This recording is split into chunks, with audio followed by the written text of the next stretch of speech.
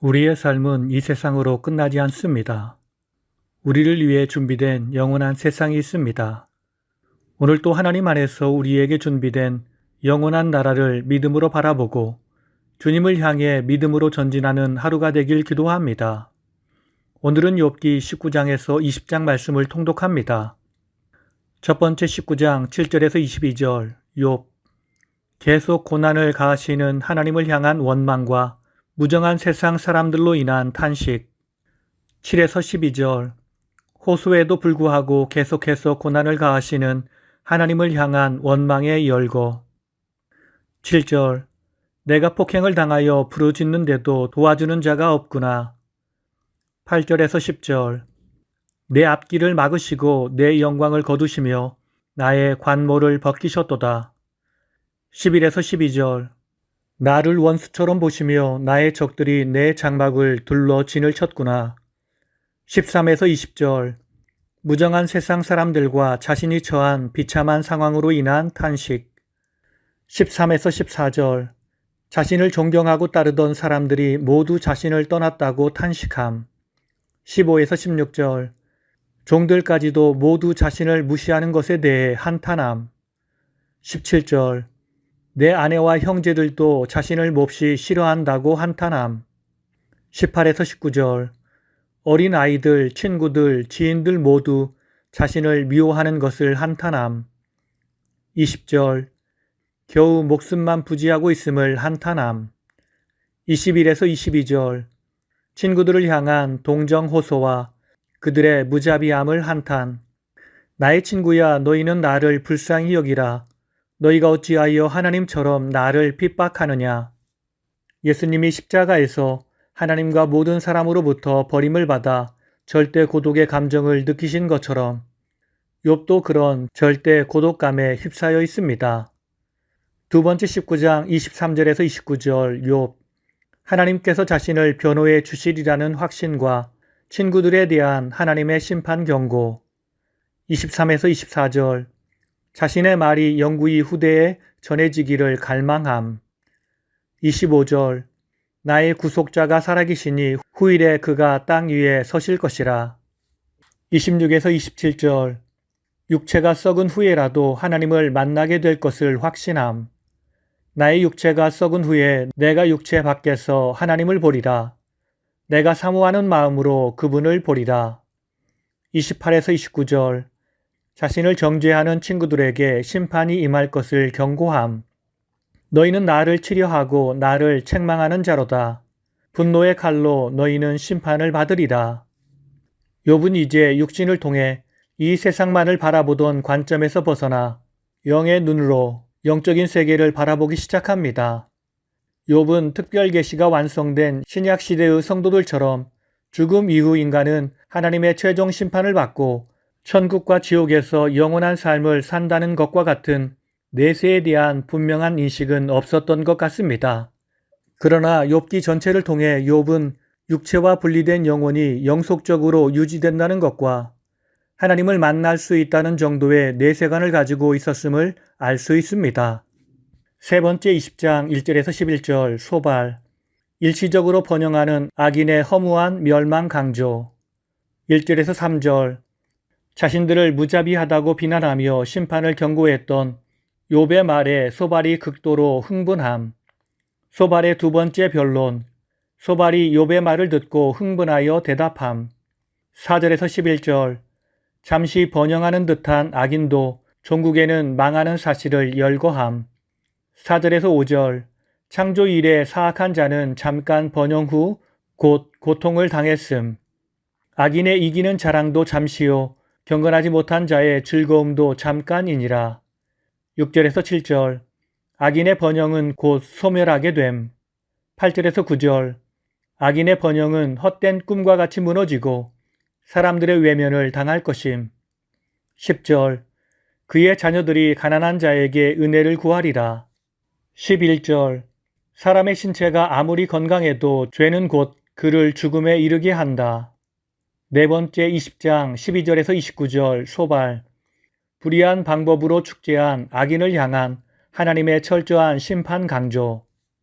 12에서 22절 부정하게 축제한 악인의 헛된 결말 열거. 12에서 14절. 죄는 악인에게 비록 달콤하나 곧 독으로 변하여 망하게 할 것이라. 15에서 16절. 악인의 불의한 재물을 하나님께서 반드시 흩으실 것임. 불의한 재물은 독사의 독과 같아서 사람을 죽일 것이라. 17에서 19절.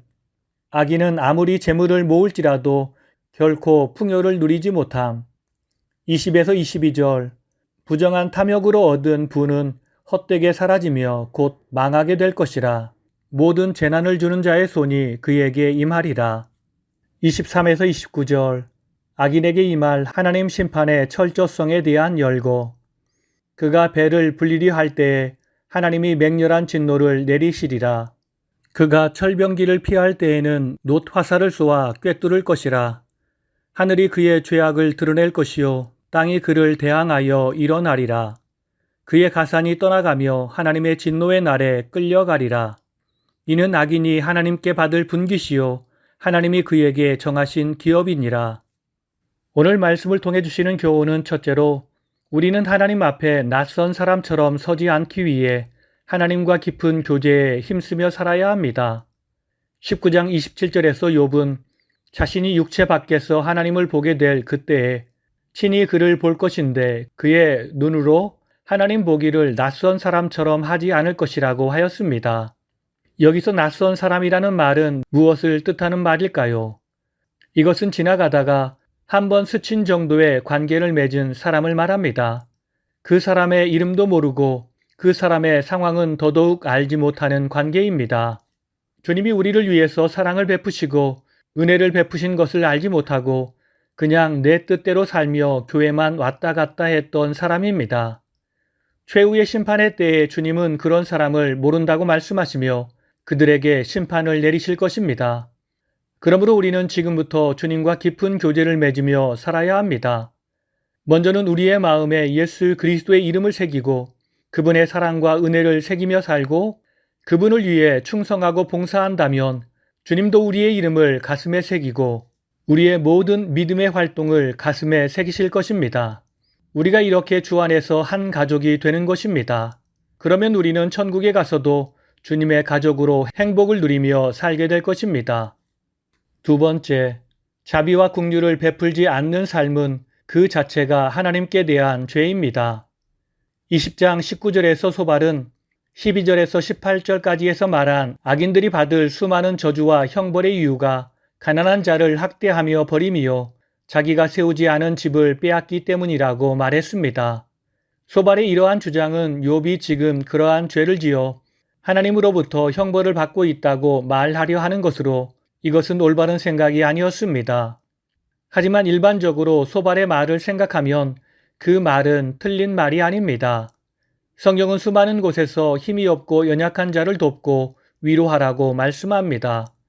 주의 자비와 긍휼을 베풀며 살라고 강조하며 가르치십니다. 주님 심판의 때에 양과 염소를 가르는 기준도 가난한 자와 어려움 당한 자를 대하는 삶의 태도입니다. 신약 성경에서 주님은 이런 가난한 자와 자신을 동일시할 정도로 이들을 사랑하십니다. 지금 많은 사람이 힘들어하고 있습니다. 주의 자비와 긍휼을 필요로 하는 사람이 많이 있습니다. 우리는 그렇게 도움을 요청하는 욥의 간청을 무시하고 교만하게 자신의 자랑만 내세웠던 욥의 친구들처럼 힘들고 연약한 삶을 살아가는 사람의 도움 요청을 무시하지 말고 그들을 찾아가 위로하고 격려하며 힘을 주어야 합니다. 오늘 이 하루 하나님의 자녀로서 말씀 안에서 하나님과 깊은 교제를 맺으며 살아 주님을 만날 때 서로를 한눈에 알아볼 수 있는 깊고 성숙한 관계를 만들고 이웃을 향해서는 주의 자비와 사랑을 베풀며 살아 우리의 공동체를 행복한 공동체로 만들어가는 복된 하루가 되길 예수님의 이름으로 축원합니다. 다 함께 기도하시겠습니다. 우리를 사랑하시어 이 땅에 육신의 몸을 입고 오시고 우리를 붙들어 주시며 지금도 우리를 사랑의 눈으로 바라보시는 주님. 주님이 우리만 바라보시는 것처럼 우리도 주님만 바라보고 살아가는 주의 자녀들이 되게 하옵소서. 또한 이 세상을 힘겹게 살아가는 주의 백성들에게 주님이 사랑과 자비와 긍휼을 베푸신 것처럼 우리도 그들에게 사랑과 자비와 긍휼의 마음으로 찾아가 그들의 무거운 짐을 대신 져주는 삶을 살게 하옵소서. 내 힘으로는 이 모든 일을 할 수 없지만 주님이 내게 주시는 큰 은혜와 사랑으로 이 모든 일을 온전히 감당하게 하옵소서. 우리를 사랑으로 변화시키시는 예수님의 이름으로 기도드립니다. 아멘.